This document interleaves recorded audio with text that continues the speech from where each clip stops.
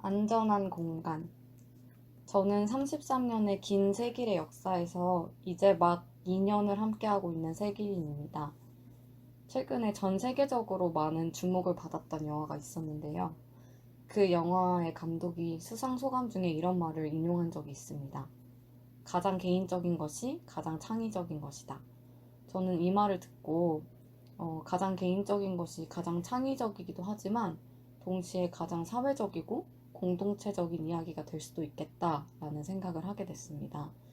제가 들려드리고 싶은 어떤 저의 개인적인 경험이 어쩌면 우리 모두가 함께 고민해보면 좋을 이야기, 공동체 이야기지 않을까 하는 생각을 가지고 있어서인 것 같습니다. 여기 세길에 오기까지의 저희의 경험들이 단 한 사람도 같지 않은 것처럼 서로 다른 저희가 일상에서 경험하는 것들도 모두 다른 것이 어쩌면 당연하게 여겨집니다. 그런데 때로 어떤 경험들은 이 상이함의 속성을 깨뜨리고 특정 사람들에게서 굉장히 유사하게 나타나거나 반복적으로 경험되는 경우가 있는 것 같습니다.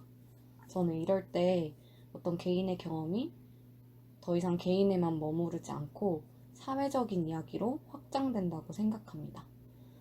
영화 기생충이 반지하에 사는 어떤 가난한 한 가족의 이야기를 다뤘지만 그게 단순히 한 가족의 이야기에만 머물지 않고 저희에게는 빈부의 문제, 또 인간의 어떤 계급과 계층에 대한 문제로 다가오는 것처럼 말입니다. 어, 제가 여성으로서 살아가면서 겪었던 몇몇 경험들도 이와 유사한 이야기라고 저는 생각을 합니다. 사실 평범한 여성으로 저는 행복하게 살아왔다고 느끼고 있지만 곰곰이 돌아보면 여성이 아니었다면 겪지 않아도 됐었을? 그리고 그러한 일이 일어난다는 사실조차 모르고 지냈을 어떤 경험들이 제 과거에 드문드문 자리 잡고 있는 것을 깨달을 때가 있습니다. 예를 들면 제가 다녔던 여학교 화장실에서는 눈에 잘 보이지도 않는 아주 작은 구멍과 틈새들이 휴지들로 단단히 막혀 있는 것을 쉽게 발견할 수 있습니다. 왜 이 구멍을 막아 놓았을까 하는 의문이 생길 수 있을 것 같습니다. 이 구멍들은 사실 학생들이 몰카 범죄의 피해자가 되지 않기 위해서 몰카가 설치될 수 있는 작은 구멍들을 찾아서 자발적으로 막아 놓은 그런 구멍들입니다. 발버둥에 가까워 보이는 그 구멍들을 보면 학생들이 느꼈을 그 두려움이 저에게도 그대로 전달되고 그런 두려움 속에 화장실을 오가야 했던 경험이 저에게는 있습니다. 또 20살 초반에는 에스컬레이터를 타고 올라가던 중에 앞에 있던 여성을 대상으로 몰카 범죄를 저지르고 있던 범죄자를 목격했던 경험.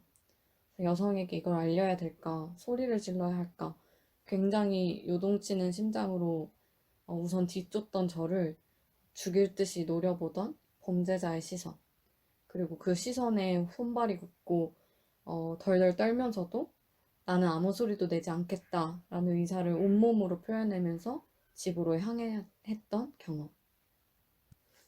이런 경험은 모두 제가 겪었던 아주 개인적인 경험이지만 저는 화장실에 막힌 구멍을 막아볼 새도 없이 누군가가 이미 모든 구멍을 막아놨던 걸 보면 이런 경험이 단순히 저 한 사람의 개인적인 경험이 아니라 지금을 살아가고 있는 수많은 여성들이 겪어야 하는 사회적인 경험인 것을 쉽게 알 수 있을 것 같습니다. 그리고 그만큼 우리의 고민이 필요한 경험이라고 생각합니다. 그런데 실은 이렇게 사회적이어야 하는 이야기가 우리의 문제로 확장되는 일은 결코 쉽지 않은 것 같습니다. 이런 이유로 그런 경험을 가진 개인들은 꼭 직접적인 어떤 위험에 노출되지 않더라도 우리가 인식하지 못하고 사용하는 어떤 언어나 행동, 시선들에 의해서 또다시 위협을 느끼고 좌절을 경험하게 되는 경우가 발생하는 것 같습니다.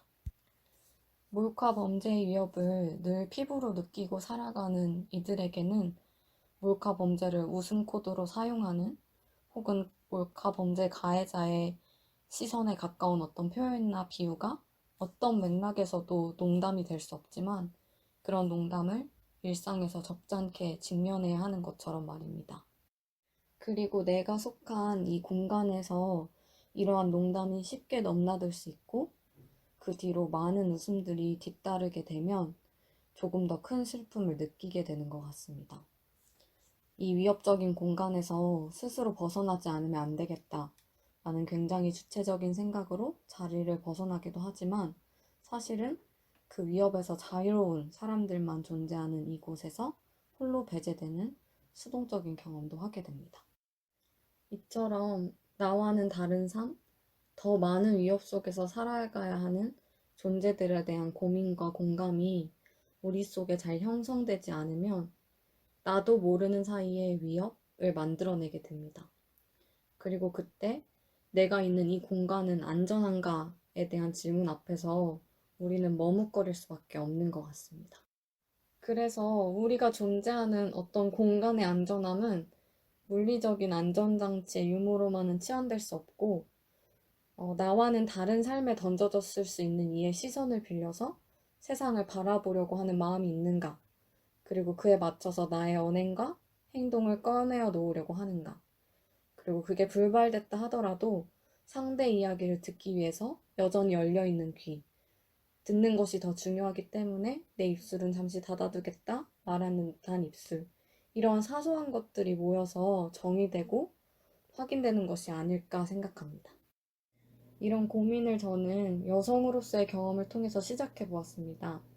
그런데 어떤 공간 속에서 위협하는 존재와 위협받는 존재는 굉장히 다양하고 또 위협받는 이도 어느 순간에는 위협하는 존재로 뒤바뀔 때도 많습니다.